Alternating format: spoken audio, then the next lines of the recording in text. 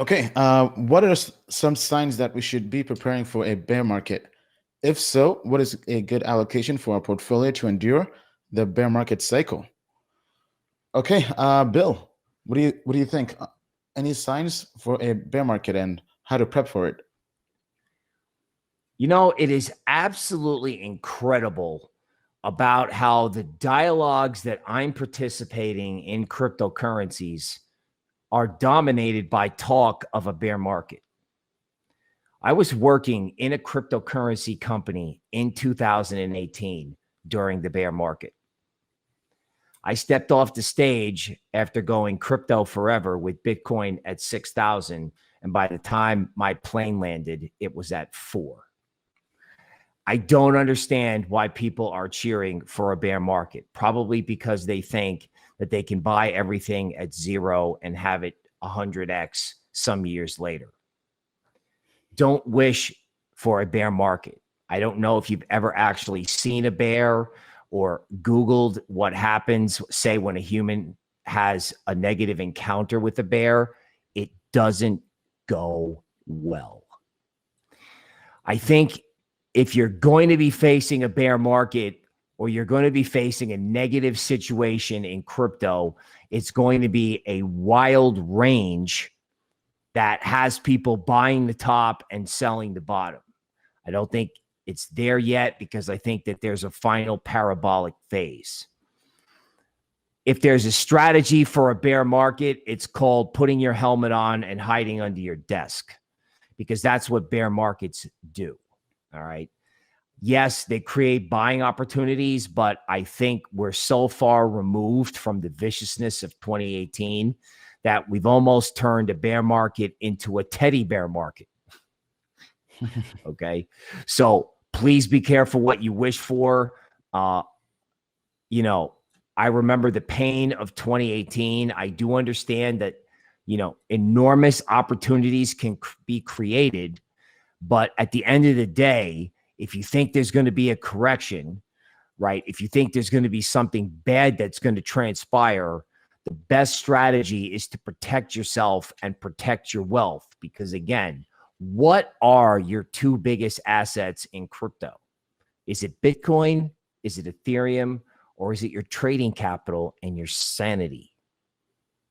Something to consider. All right, Forrest. Yeah, and if we could jump over to my screen real quick, the first part of that question was, what are signs that there's potentially an impending bear market? It's increased volatility to both the upside and the downside, right? Last market cycle, we went from $3,000 to $19,700 in 3 months, in less than 90 days, right? So when you start seeing things move parabolically, there's high incentive for people to take profits, right? When you've got a 6x and you were even late to the game, when you were able to buy at $3,000 after things had already run up from essentially like $200, and you were still able to bag a 6 or 7x, there's very high incentives to take profits.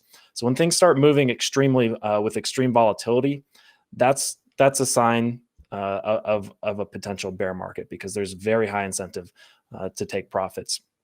The other part of the question was what to do with your portfolio. Again, not financial advice, but for me, I'm looking at trying to maintain some form of yield.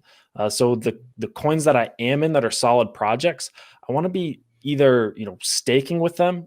In this event of, if I'm in Ethereum or Polkadot, I'm staking to increase my yield through a bear market.